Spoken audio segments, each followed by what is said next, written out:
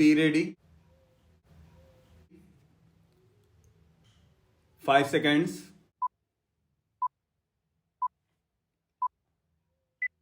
Start.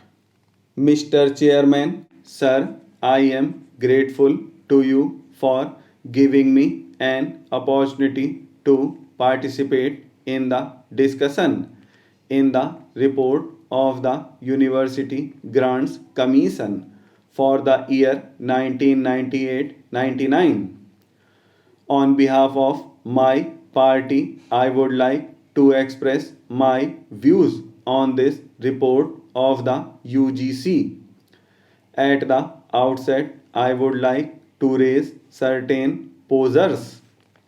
51 years after achieving our independence, what do we witness in the field of education? Has our educational policy enables us to solve the manifold miseries of our masses? Has our educational policy created additional job opportunities in the country? Unfortunately, to our dismay, we find that we have not made any appreciable progress in education. In fact, I should say that we are slipping back into primitive period. So far, education has been confined to bulky books, and the educated youths have not proved useful to the society. What is their contribution to the evolution of modern society in our country? Sir, it has become a matter of dispute and discussion. The graduates are groping in the dark. Their education has proved futile to the needs of the nation. They have not been able to contribute substantially to the social, cultural, and economic growth of our country.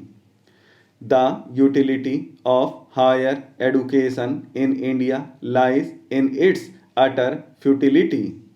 I would like to emphasize that education should be a potent instrument for bringing out the latent talents of the young buds of humanity for the very survival of human society. In this background, we should have a look at the 1997-98 report of the University Grants Commission.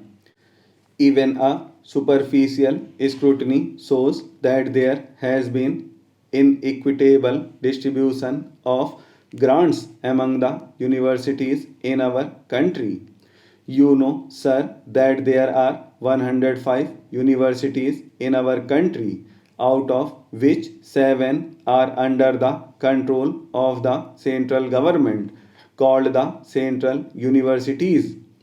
Out of the total amount of rupees 50 crores available at the disposal of the UGC, 5 central universities were given a sum of rupees 19.20 crores in the year.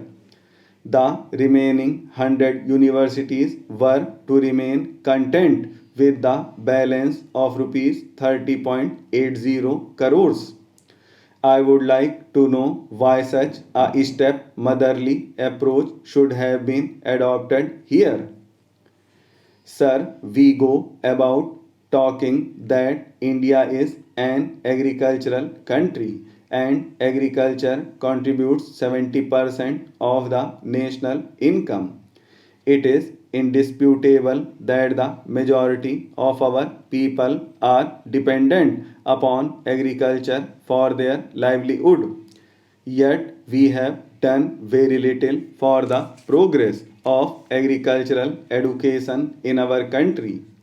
I have to painfully point out that in the existing scheme of things, lion's share of money is allocated to educational institutions.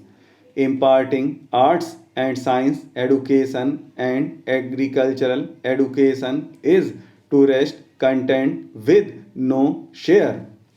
I have to say that in all the 5 year plans that have gone by, agricultural education received very scant attention in the hands of our government. The agricultural universities are the distant cousin of the UGC. I am constrained to quote from page 150 of the UGC report for 1997-98, which shows that the agricultural university in Tamil Nadu got a sum of rupees 20,000 as plan allocation.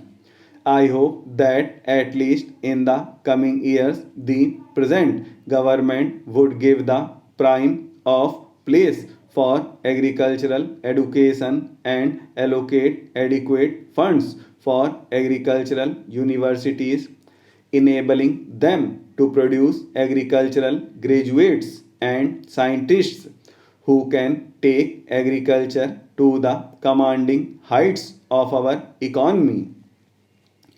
I have to regretfully point out that paltry sums were spent during this year for library books and scientific equipment for laboratories. You cannot contradict me if I say that educational standards would be only below par in colleges which do not have good libraries and laboratories. In 1997-98, a sum of rupees 2.45 crores was allocated for library books and rupees 4 crores for scientific equipment. As library and laboratory are the essential ingredient of higher education, the UGC should not be stingy in allocating funds for this purpose. I would like to recall that the father of the nation, Mahatma Gandhi, and our late revered leader used to emphasize repeatedly the necessity of teaching the young and the youth of the country in mother tongue. Even after 5 decades of our independence, we do not have textbooks for higher education in mother tongues. Consequently, the standard of education has gone down steeply. It is of paramount importance that textbooks for higher education must be brought out in mother tongues.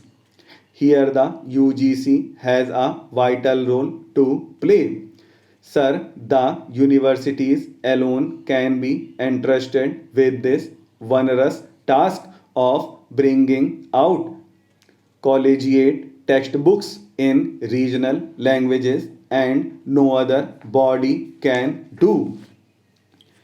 In regard to production, we fear that we may again be in a mess. We have not been able to control lockouts, etc. And in regard to the production of groundnuts, cotton, and jute, there is an oversupply. The jute mills are crying that their products have not been taken up. In such a situation, this would hamper production next year when the real producers are not getting impetus, whether they produce food grains, edible oils, jute, sugarcane, cotton, or oil seeds. The danger is that they will not get adequate encouragement and the production may not go on steadily increasing as it did this year. As such, one would expect that the government would consider the fact that the jute mills are not doing justice to jute production, its growers, or even to its marketing. They are depending entirely upon the government. They are not reducing the price of jute goods. When the price of jute has gone down, naturally we expect that the prices of jute goods will be less, but they are not cheaper. There is a crisis in the jute market, but the prices of finished goods are where they were. They are also slightly costlier in some respects.